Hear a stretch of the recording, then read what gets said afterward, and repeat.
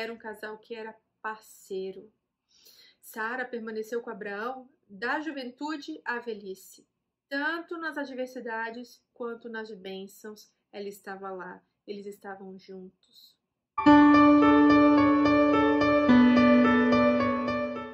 Olá, seja muito bem-vinda ao segundo episódio da série Mulheres da Bíblia.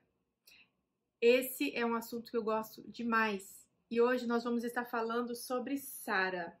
O significado de Sara, primeiro nome foi Sarai, minha princesa, exclusiva para um grupo específico, de repente para sua família, para o seu marido, mas depois o nome dela foi mudado para Sara, que significa princesa.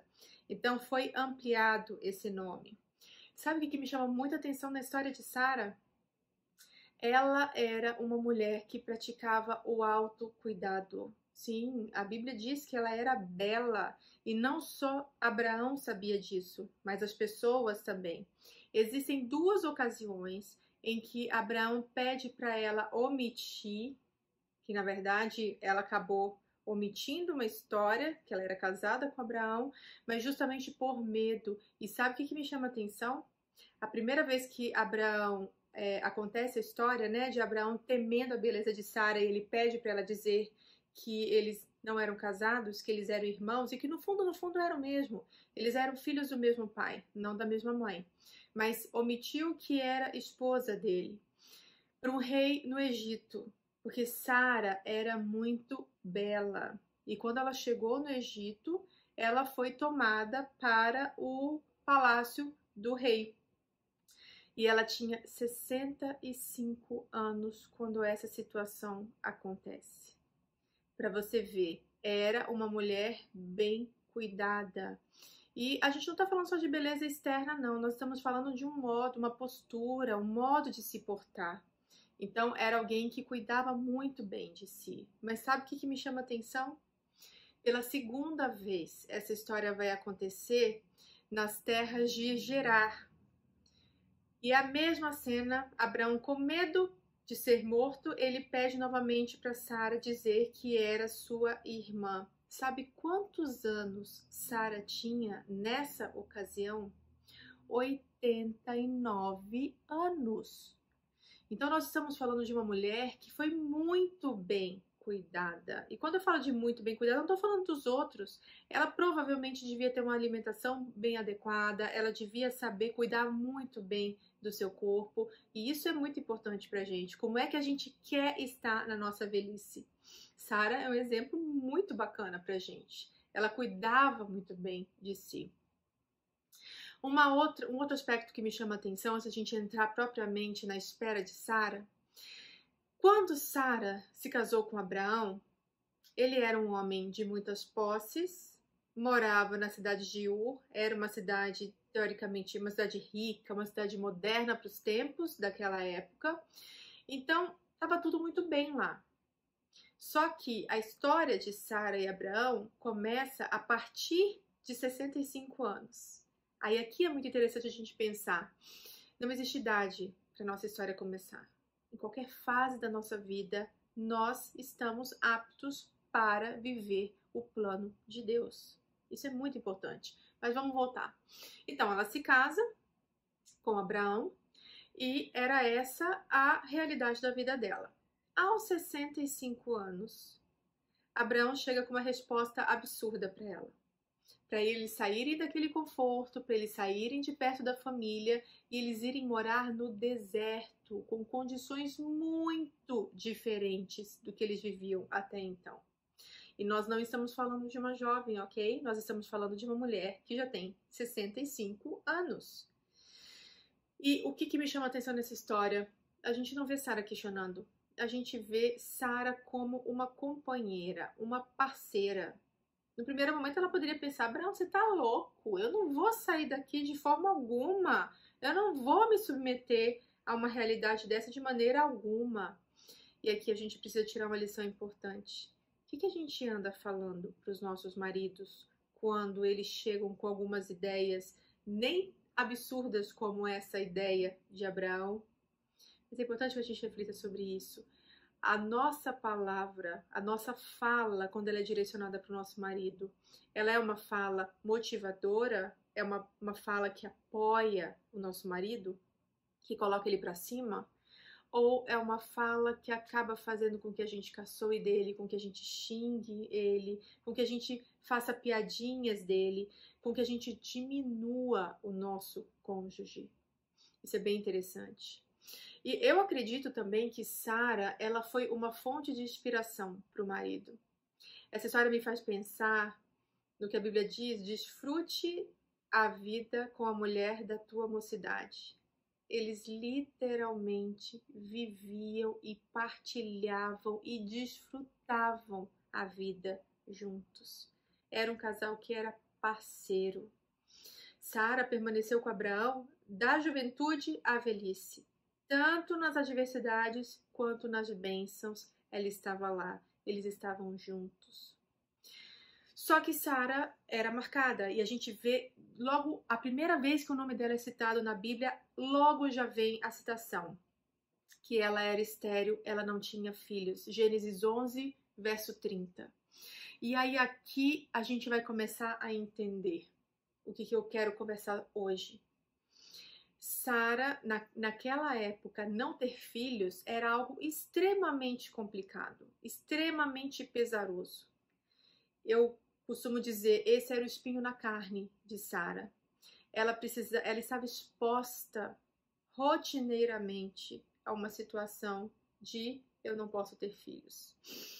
E ela era casada com um homem muito poderoso, um homem muito rico. Então, na cabeça dela, poderia passar: para quem que vai ficar essa herança? A gente não vai ter herdeiros. Só que o que é ruim pode ficar ainda pior. Esse homem, ele acabou recebendo uma promessa de que ele seria o pai de uma grande nação. E aqui eu me coloco no lugar de Sara, eu começo a pensar no sofrimento que Sara começa a ter nessa hora. Além dela ter que lidar com aquela situação, ela agora ouviu uma promessa de que o marido dela seria pai de uma grande nação.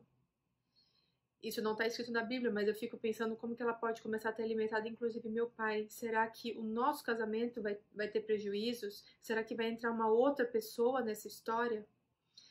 É importante a gente pensar nisso. Um sofrimento que acompanhava Sara durante muito tempo.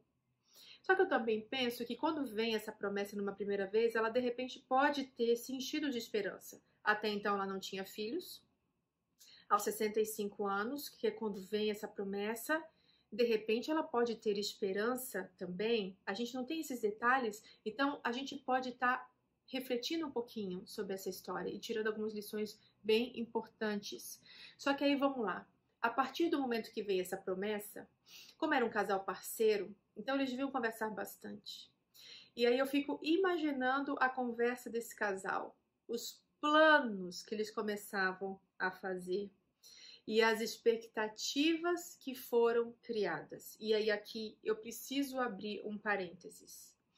Nós somos pessoas capazes, somos pessoas dotadas para planejar, para fazer planos. Nós somos sonhadores, então isso vai acontecer com a gente e é natural que aconteçam os planos. Só que a gente precisa prestar muita atenção nas nossas expectativas, principalmente quando elas não acontecem como queremos. E aí vamos lá, o que são expectativas? Expectativas são pensamentos que antecipam uma situação. Vamos pensar junto. Vamos imaginar que a gente está indo fazer uma viagem para a neve.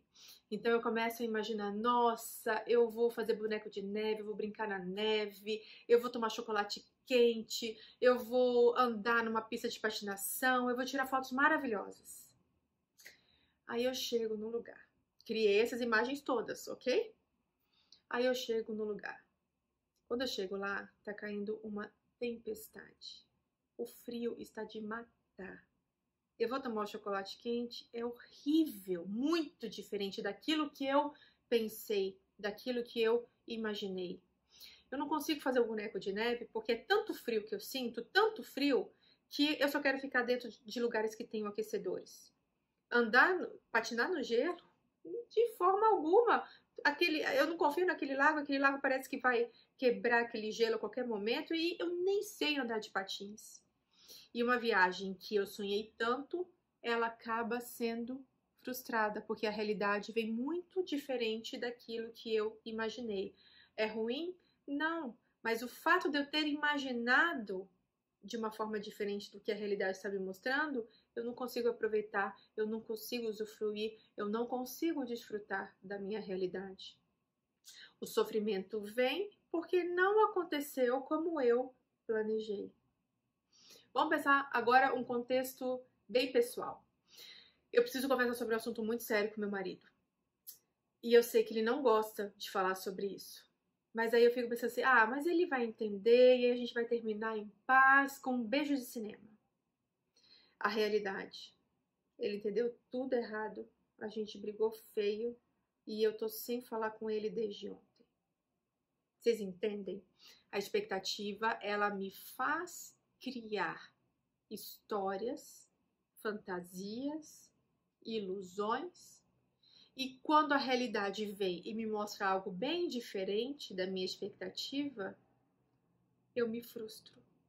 E aí a gente precisa entender como é que é o ciclo da expectativa. Então, a primeira coisa gera um desejo. Nossa, eu quero viajar para a neve. Vou conversar com meu marido e vai dar tudo certo. E aí isso gera um comando. Eu vou lá fazer. É porque assim, eu quero que aconteça isso. Eu quero plano A ou plano B. Ou eu desejo isso.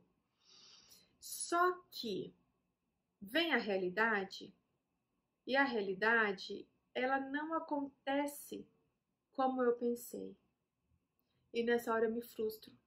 Poxa, por quê? Por que isso aconteceu? E aí o problema dessa frustração é que ela pode gerar raiva.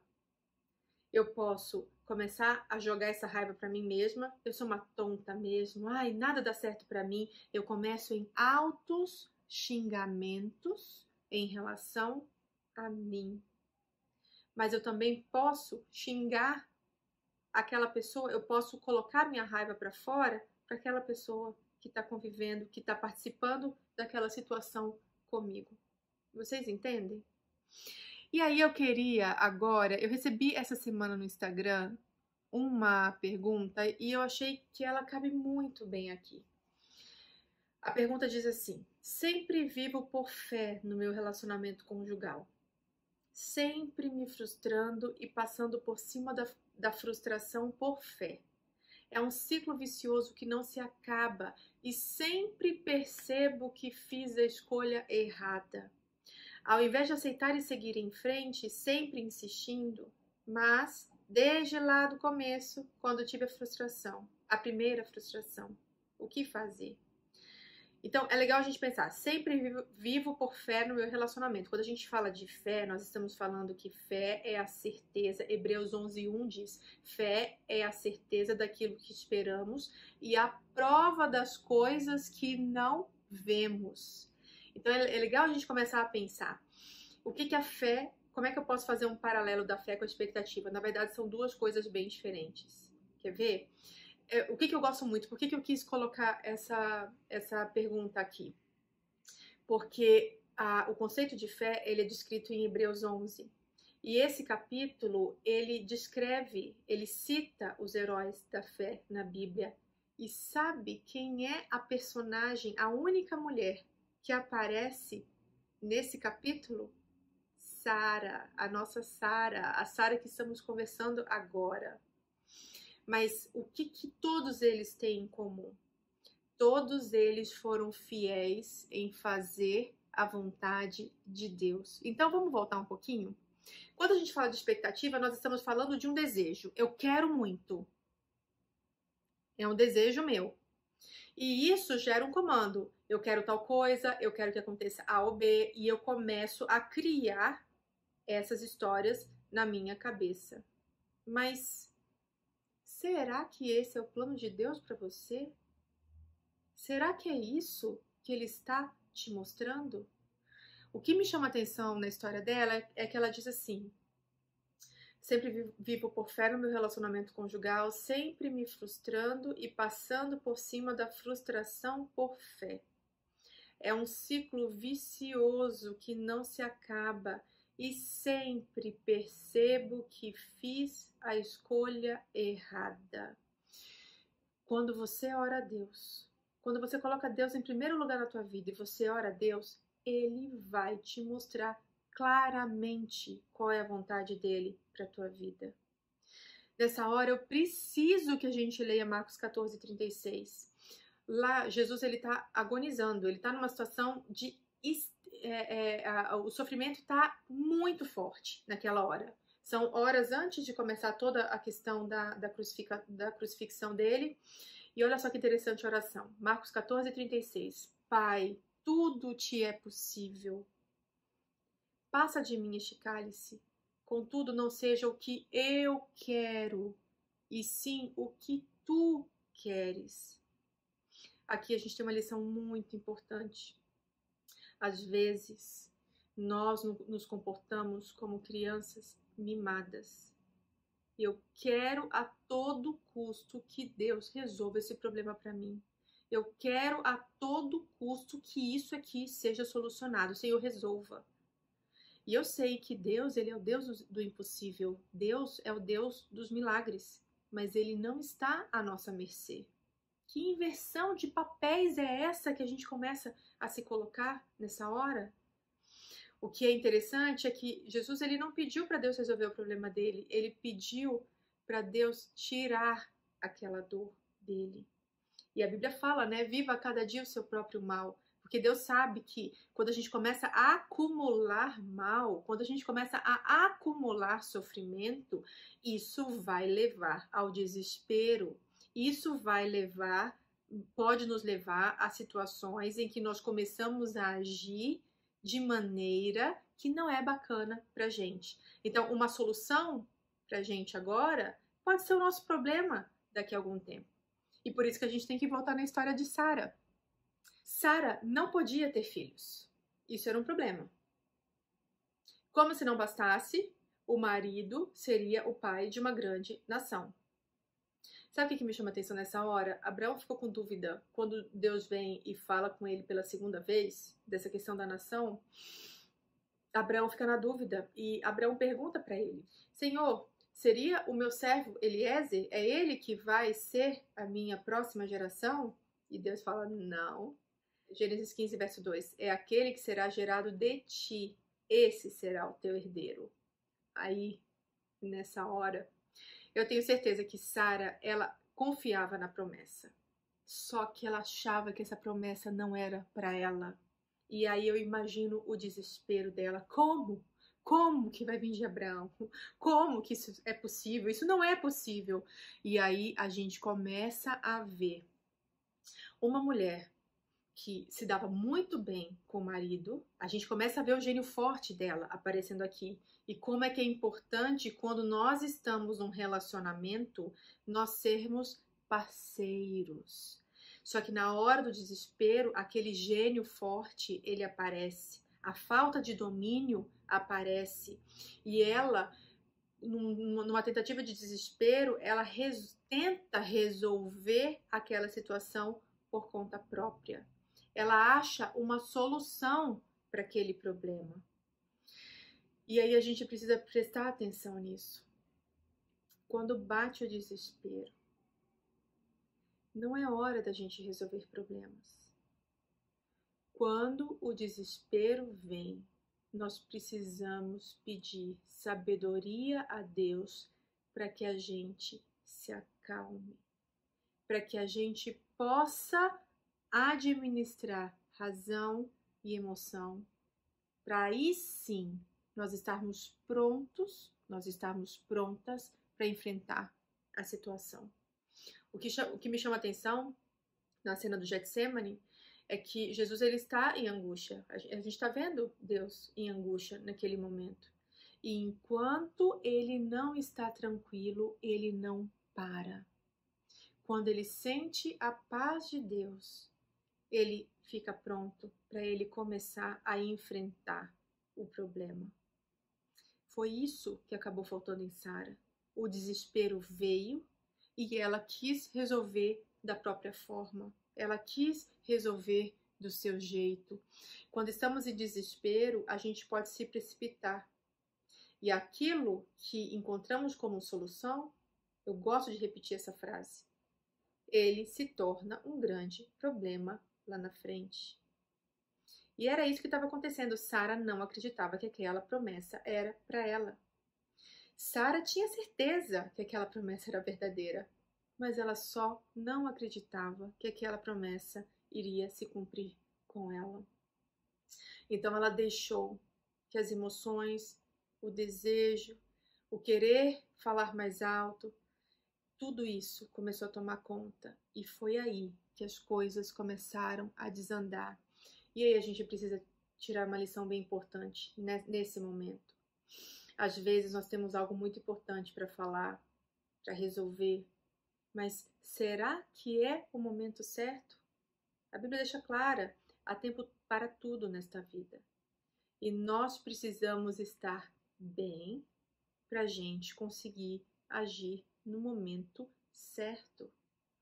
Eu sei que tinha aí um tempo que conspirava contra Sara. Vamos imaginar, todo mês ela entendia que ela não ia ser mãe. E ela foi envelhecendo. E ela envelhecendo, aí vem a constatação de que aquilo não vai ser possível.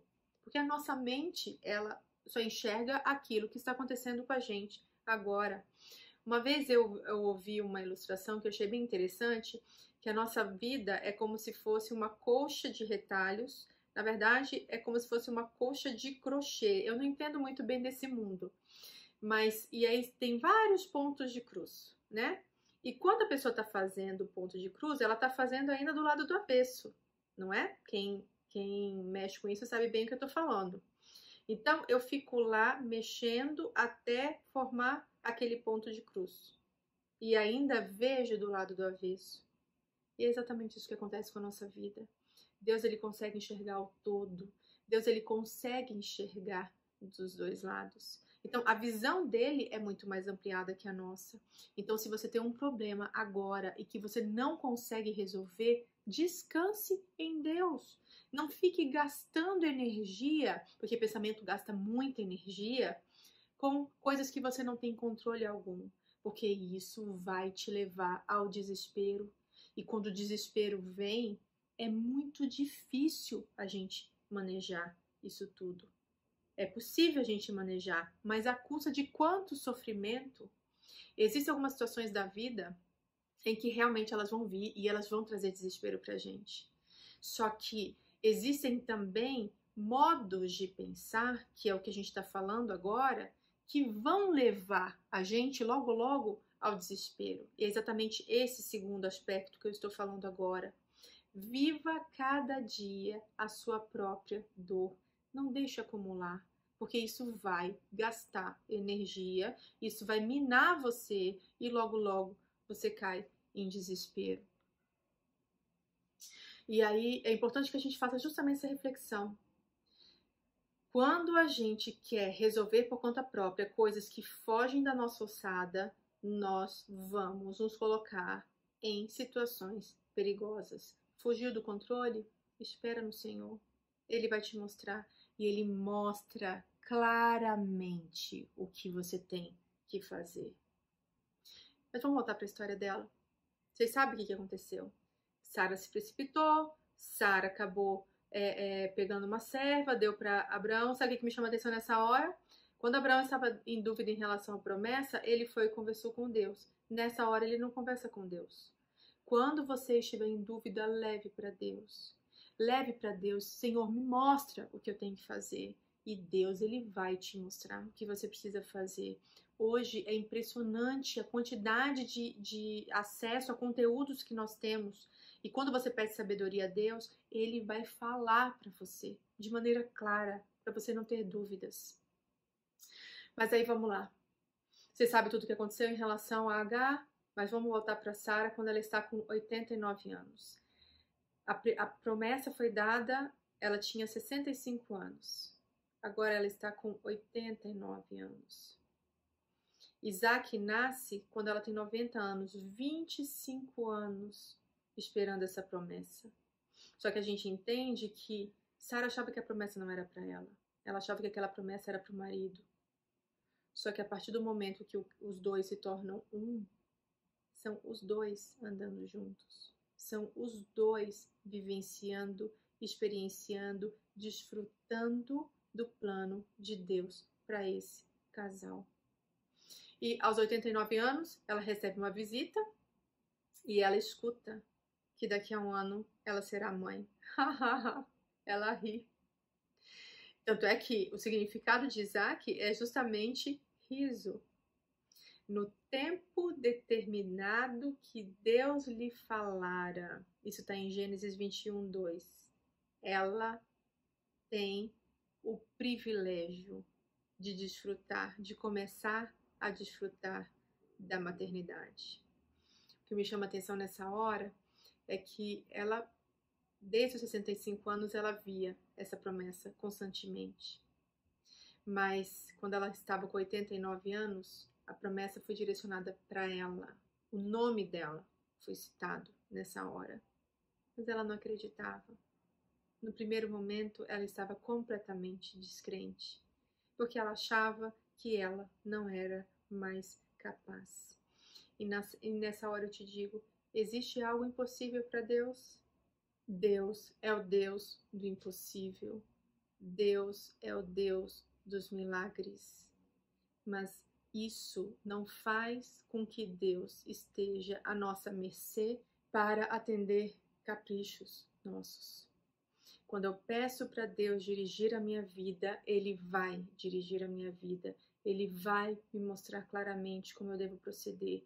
Ele vai colocar leituras, Ele vai falar comigo por meio da Bíblia, Ele vai colocar pessoas, Ele vai me direcionar. E foi o que Ele fez com Sara. Ele vê que Sara estava descrente e Ele cita: Sara, a tua mulher, daqui a um ano ela vai ter um filho. E aos 90 anos de idade, Sara viu com os próprios olhos a promessa ser cumprida na própria vida. E sabe o que eu acho lindo nessa história?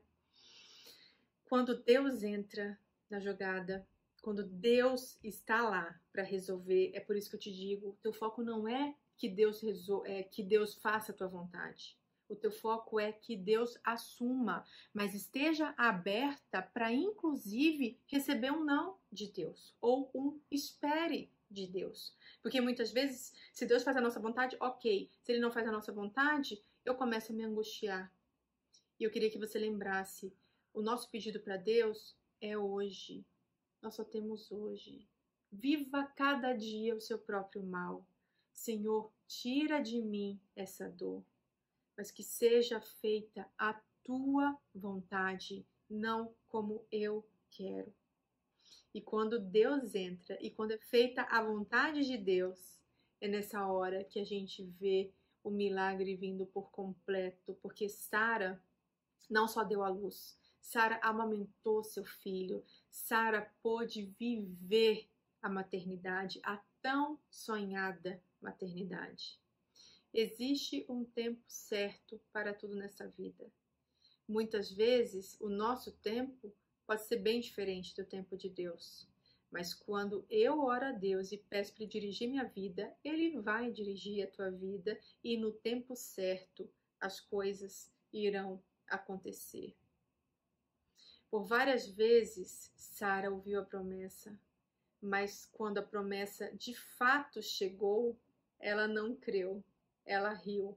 E em Gênesis 21, 6, diz assim: E disse Sara, passou um tempo, um ano, e disse Sara: Deus me deu motivo de riso, e todo aquele que ouvir isso vai rir-se juntamente comigo. Pessoas com falta de fé riem das promessas. Pessoas com fé riem quando a promessa é cumprida. Isaac era o filho da promessa e ela pôde ver isso com os próprios olhos. O meu desejo é que você permita que Deus possa fazer a vontade dele na tua vida e você possa ver com os próprios olhos o que ele faz na sua vida e por meio da tua vida. Gratidão, tchau, tchau.